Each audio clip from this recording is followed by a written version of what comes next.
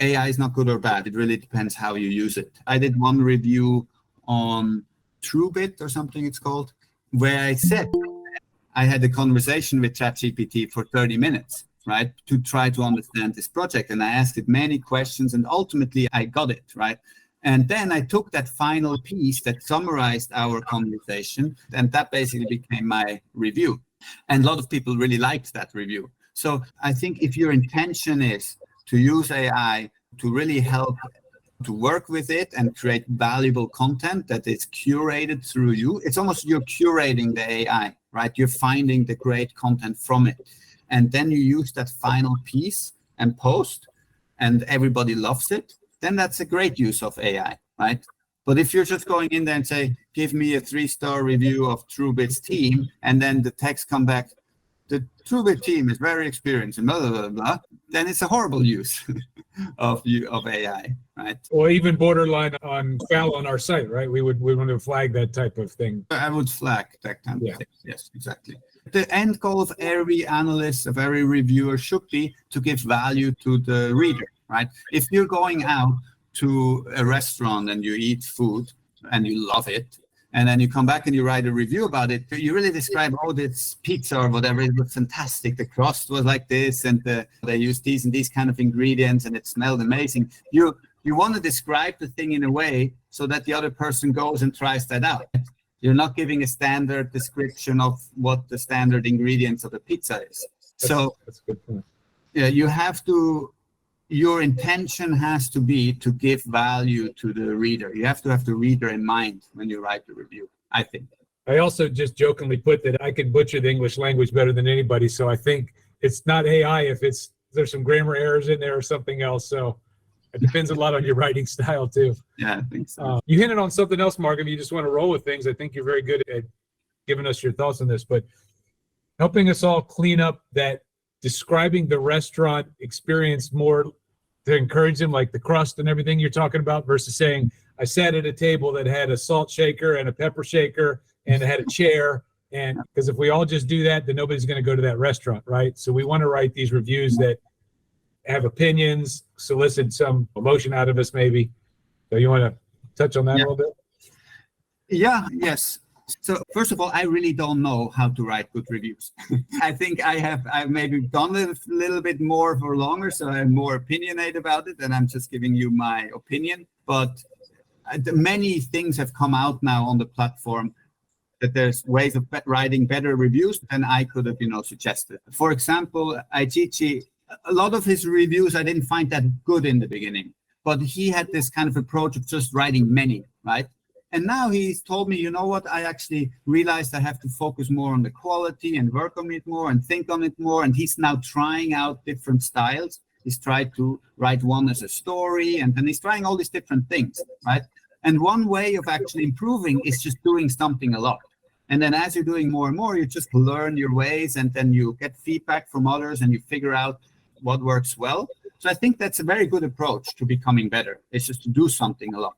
So I just want to say I'm not the authority on what a good review is. I just have some ideas. One idea is that if you have you have a line here, right, the horizontal line, and then this is maybe the 3-star things, right, and then you have 4-star and 5-star and 2 and 1. Like many people are writing a lot of things that makes a project a 3-star review, right?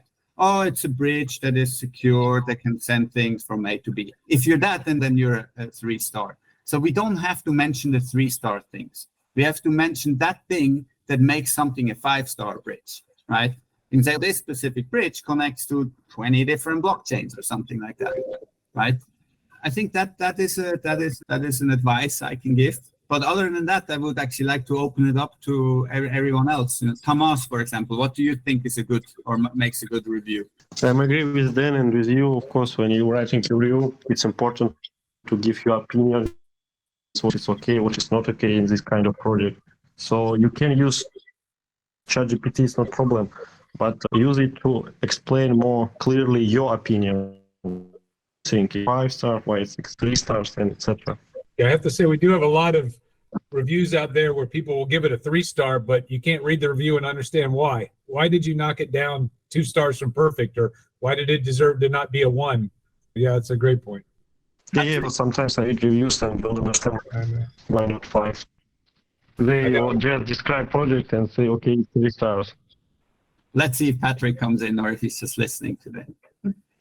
I'm in a car, but you never managed to finish your question. So Yeah, I was asking if you have any inputs on what are good reviews, how to write good reviews. But for me, I just want to see what stand out. If anybody has specific insight that I may have missed, I would want to know about it. And the thing I like 1-star review or 5-star review. The 3-star, there's not much I can do. If it's a 1-star, maybe I'll want to short it. If it's a 5-star, maybe I want to go long on it. So I want to see the extremes. I'm more interested in that personally. But like whenever there's some insight that I've missed, that's the kind of thing I care about. Yeah, that's maybe a very good point. So when you're researching a project and then you read something, oh wow, like it's shocking you, right? It's very unexpected. That's a good thing to mention in a review, right? I'll put something out, and I'll say the same thing, Mark, that I tell this to every analyst I help onboard. I'm not a good example. Don't look at my work. I always point people to you, Patrick, or to Ilya, Thomas. Sometimes you can't help but describe it a little bit, right? We're trying to get away from just everybody describing what it is. There's certain ways you can do that, and I really like Ilya's review where he made this guy Bob, and Bob did this, and what if Bob was here? And there are ways that you can do that add some flavor out there. But still, it's opinionated, right? It wasn't just another way to just describe it the same way everybody else is. I can actually say something to that. Everybody knows by now, I think, my history with social media, and we have billions of views. And we used to do educational content on mental health. And the first videos were about depression. If you experience this and this, you might have depression, and then this and this is what you can do about it. And that's called an explainer video. It explains facts. And we didn't do very well when we did that. And then we decided, hey, why don't we pack this information into a story? And immediately, our retention of how long people were watching, it's 5-folded from the explainer videos. Stories is just the way that humans understand the world. And as soon as something is packed into a story, it's much easier to read, it's much more engaging, it's much more fun. I don't think everyone has to put every review into a story. I think that would be really the wrong thing for our platform. I think it was Aichichi again. His story was about the founding of one of the projects and how it happened. It was the 2 founders were sitting in a restaurant and then they figured something out. And it was very valuable what was said in there. It personalized the founders, the brand, what they wanted to do. And it was a very powerful story to start that review. But what is very important for me, and I think what's missing quite often in reviews, is comparison to other projects in the market. If there's an interoperability project, for example, like we've seen yesterday, right? And they say, oh, we do all these things. Yeah, if it was the only project doing that, it would be a 5-star. But the fact that there's Cosmos and Layer Zero and Polkadot and all these other projects out there, you need to compare it to those projects, right? To then say it's not 5-star anymore, at least in the ideas section, because it has all this competition, right? If there's no competition, it's much easier to be 5-star. And I think when you're comparing to other projects, it's very good to tell stories of things that happened in crypto before. So not made up stories, like you're telling the story of how maybe this project has succeeded in what way and how that maybe is comparable to the project that you're describing right now. So telling these kind of stories of what happened in the past to put things into perspective can be very powerful when you're trying to give the understanding to the reader, an understanding that the reader needs to understand your rating, right? And the importance of the project that you're reviewing in context. Yeah, like for any programmer, I'm sure AJ can attest to that. Let's say that you're deciding what you're going to use for a developer project. Is it going to go with Node or Rust or Python? So you look at benchmark, you check what are the strength and weakness of every possible tools, and then you decide based on what you're trying to accomplish. So I think that one thing that might be missing right now is a lot more of those comparison, because for me, I think there's so many layer 1 and layer 2 that are competing with each other, it's really hard to judge what are they bringing that is different. And I think benchmark based on some various category would be extremely helpful, and that's extremely time consuming to do.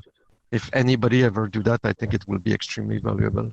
I agree. Jonna, you had your hand raised? Yeah, I did. So I had a sort of question. Sometimes when we do a micro review, we might just look at the project generally, like you were saying in one of the earlier calls, and you don't spend a lot of time on micro review, get a feel for a project and write up a micro review, and then you dig deeper later.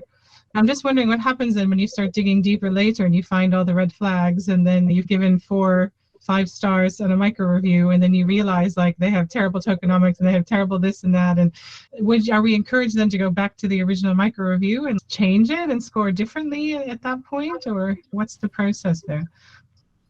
Yes, the idea is to go back and update any reviews that you get more information on. So we haven't implemented it yet, but it's on the list to implement the kind of revision history.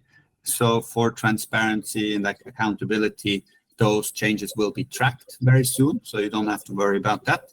The idea is that you should update your reviews. Obviously, we cannot expect everyone to update all their reviews all the time. So as we are growing, the idea is that some of your reviews will be at the top. They're very upvoted, so they carry much heavier weight for the rating, and they will earn you more, because right now there's not a lot of upvoting, but it's because now we're still growing the analyst space and the core of our product, but we're filling up a lot of reviews. The value of our platform keeps growing.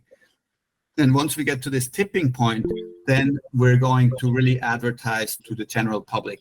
And when they all come in, there's going to be a lot of upvotes happening on a lot of older reviews. And so those people who write the kind of the best, the most upvoted reviews, they will float to the top. And those are the reviews which we will encourage analysts to go and try to update frequently because they are at the top of the thing. We will even implement something like a 3-monthly ping. If you have a very successful review, to every 3 months come back and just check if it's still up to date and if everything is still good. Yeah, I think that hopefully answers everything. Yeah, I was going to say, some projects too, you might say they're doing nothing at all, and then 3 months later, all of a sudden they start doing something really big and they're flying and all that sort of thing too. Yeah, it's important to go back and then keep your finger on the pulse of some maybe project you're interested in, but maybe stagnant for a while. Yeah. AJ is not fully on board with this feature, but we have been discussing that for almost a year now. The idea is to eventually maybe have an ambassador role. So certain project like yourself, for example, for Decubate, or I remember ITG for Bricken, they could take an ambassador role, and where their reviews don't count anymore to the score, but they would get points for providing news updates. So anyone who wants to keep updated on a project with their reviews, they can follow the project, and then they will get updates from the ambassador. The updates will first be unverified, so no one can see them except for a couple of analysts. And those analysts, they can verify the updates. So those analysts who have highly rated reviews on that project, they can just see the stream of these updates are coming in. And when they see, oh, there's something really important, then you can go and change your review. Sometimes, like for example, me, if I give a really high rating on the concept or the idea of a project, it's because I like the idea. But then I realized that some people reviewed other category and they were really bad project. I didn't update my review because I still think the idea is a really good one, but that doesn't mean the project is good and should be invested in and all that stuff. So it depends which category it is. Ideally, I try to avoid mixing category and merging the rating on the project overall. So at least that's just me. No, that's definitely the idea. I mean, the categories are there so we can keep these things very clear. So something can be one. Actually, at this point, I want to talk a little bit about the idea and the technology category, because that often gets mixed up a little bit and is quite similar, because most of these projects are technology projects. So let's take Curator, right? So the idea can be good, right? That we say, okay, we have all these protocols that we create to ensure that people cannot shill in their reviews, right?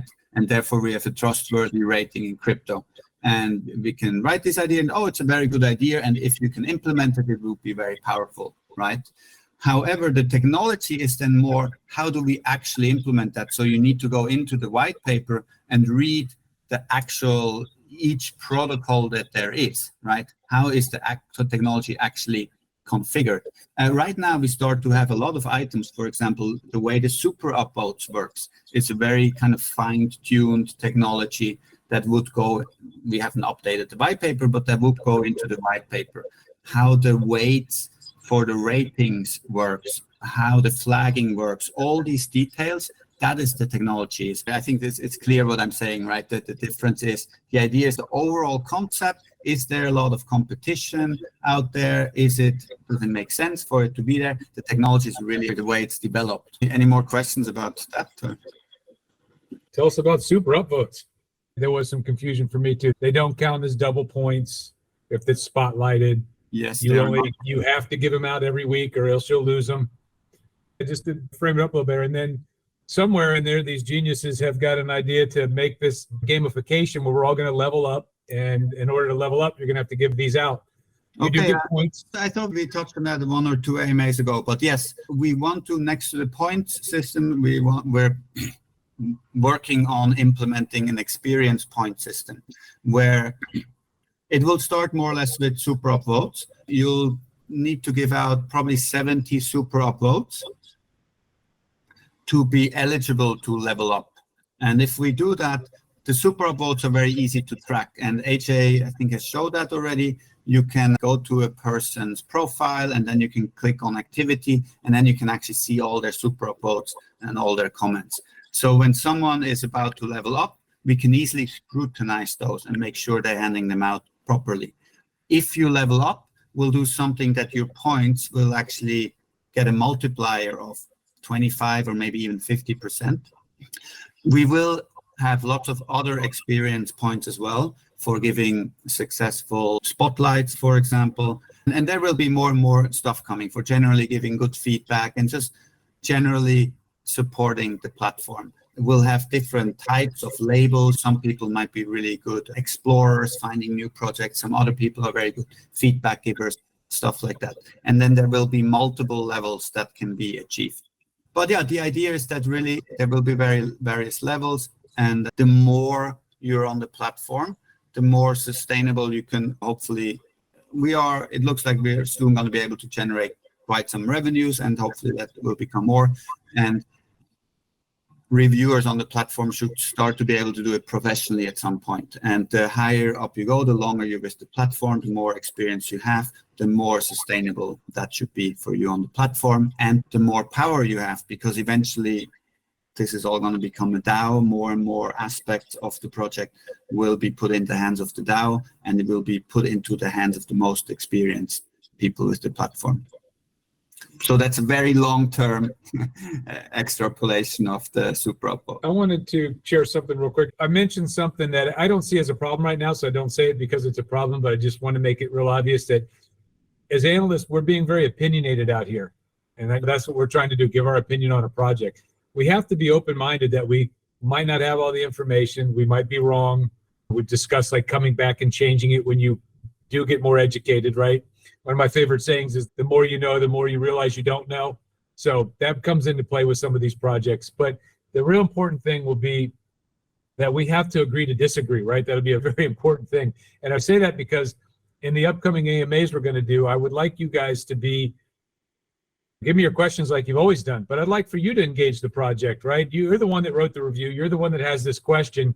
So I'd like to see Tomas or Patrick or whoever give your question, and then just, if we need to, just respectfully disagree. And I think Mark has done this gracefully a couple of times, Patrick as well, and just be open-minded. So just keep that spirit. We need to maintain that as well as our integrity to the way we review. So just throw that out. Sorry. Yeah, I agree fully. And I actually want to add to what you said. The way I personally envision the reviews is that you actually edit it frequently, especially those projects that are important to you, because it's bad if reviewers think they have to know everything and that they're only allowed to write a review after they've done 10 hours of research on the team, for example, it should be completely okay to make mistakes. You can say, hey, you know what? First of all, something that I want to say in general is projects should make it easy for us to get the information. That's really the job of a project or any company or any product. The fact that in crypto information is so hard to get by and so difficult, that's not our fault, that's their fault, right? So us as analysts, it's totally fine to come and say, I looked on your website, I didn't get any good information about your team or technology, so this is the score that I gave you. And now, if another analyst or someone else comes in and says, hey, I actually found this other information for you, they have this. And now you can say, okay, good, I'll update my review and I change my rating. That way, we don't waste all of I think I say that a lot, but our time is very valuable. There's thousands and thousands of projects out there. If we want to review all of them with the 40 analysts we have right now, we're never, ever going to get anywhere. We'll need thousands of analysts, and then maybe we still don't get there. So we need to be very efficient with our time that we have, and that's why we need to collaborate. If each one of us keeps researching the same thing over and over again, everybody knows the basic thing about the team, for example, right? And that's just not effective. That's what's happening without Cyrator, right? Everyone is doing it on their own, and everyone is starting from scratch, and in the end, no one really knows anything. We are trying, and AJ and me and the whole team is trying to develop the tools so we can continue to collaborate more effectively. That's why we wanted to decide to design the 5 micro reviews so that we have a quick overview and this kind of process so it goes deeper. But we have many more ideas how we can make this more and more effective. And one thing is, and I repeat it again, it's totally fine to spend a very limited amount of time on a review, go in and just point out what stood out for you. And you don't have to be completely 100% right about everything.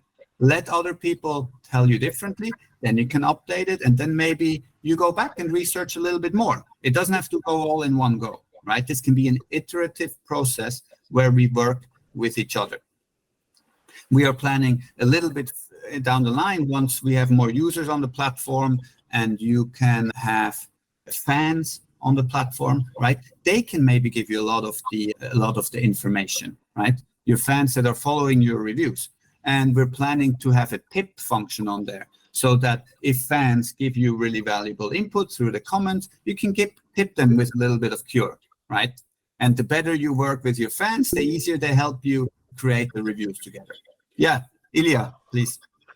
I just want to add a couple of things to what you just said. It's extremely important to spend a really limited amount of time reviewing the project. And I just want to give you an example about the recent Layer 0, right? For now, it's 5 stars. It's totally okay. And one of our goals is just to attract their CEO, Brian Pellegrino, to join to our AMA to ask tough questions. And maybe it will be very interesting for him when he'll read the thread.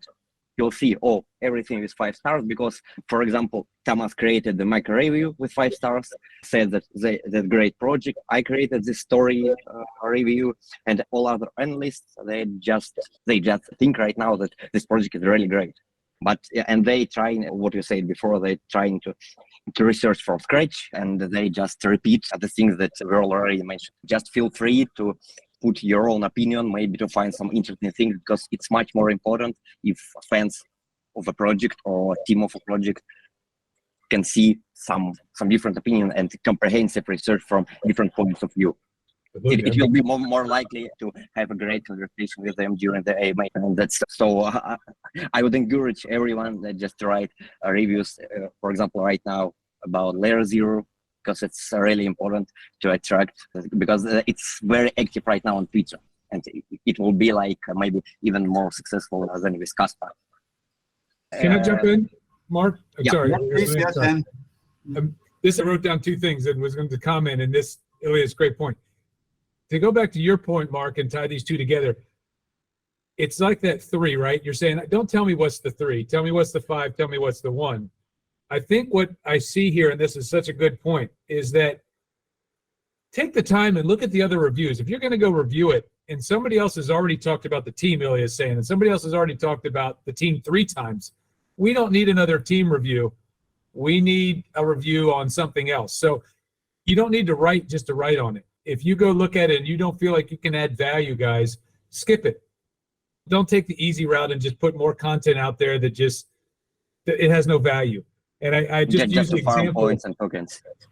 Yeah, Patrick is a master at tokenomics, and we both reviewed the same project, the Unfettered game, and he wrote a beautiful review on the tokenomics, the team releases, and all the good stuff that you want there. And so when I wrote it, I didn't need to write all that. I just said, hey, if you want this traditional approach, go read Patrick's. It's beautiful. But let me take a different view on it. And I think that's what Ilya is saying here. We really love to get the attention of this project, but if we have 10 team reviews, we're not going to get it. So as a good tip, a good review tip, going back to the beginning of our session, that's a very good takeaway. It's a gold nugget right there. Bring something different to the table. Great. Yeah. And if I could, just while I'm following up, I meant to say, I left track. When we were talking about agreeing to disagree, we're going to have a lot of comments going back and forth with the analysts with the super upvotes. If something is said that you don't agree with, just be professional about it, right? With your reply, maybe you don't have to reply, but just keep that in mind. I see the more we interact with each other, the more we need this really good golden rule. If you don't have something nice, don't say it, or just respect the other person's point of view. That's very important, not just with the projects, but with each other. We're a family. We should feel like family. Okay. Sorry, Mark. I have to say, though, that I feel like I think literally all the comments on the platform since we introduced super upvotes have just been really supportive and right. It made me so happy and reading all these great comments. Everyone's so happy about everything. It's really good. Very encouraging. We don't have a super downvote. If we did, that would be a different story, but yeah. But that's a little bit my point. I don't think we need it. Sorry, that's a little bit completely off topic, but maybe I'm from Switzerland, right? And now I live here in Thailand, and they're very almost polar opposites in terms of mentality. And in Switzerland, everything works, everything is fixed, and the general mentality is look for what's broken and then fix it. And here in Thailand, the mentality is ignore what's broken and just focus on what is happy. You don't have to tell me what you don't like about me, just tell me what you like about me. And then maybe I do more of that. And yes, there we go. In Switzerland, it is, Switzerland is a great country, great place, it's very beautiful, but it's not the most friendly, fun place to be in. It's a little bit stuck up, I would say. And Thailand is extremely friendly, fun, great place to be. So I actually believe focusing on the good things, if we give feedback, especially on social media where everything is typing and that can be taken in a really bad way in general, even if you didn't mean it like that. People infer tones and stuff like that. So I think especially on social media to go the route of saying, we give feedback, but we give the positive feedback. And then we hope we don't really need to give all the negative feedback all the time. I think that will be better for social media platforms.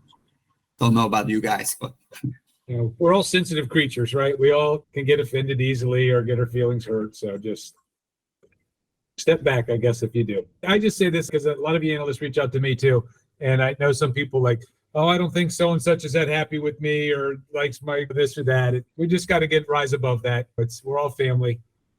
And I think doesn't have to be a count as a real downvote, but more like I think the flag could work like that to say, okay, I just don't like what you're saying here or how you phrasing it, maybe.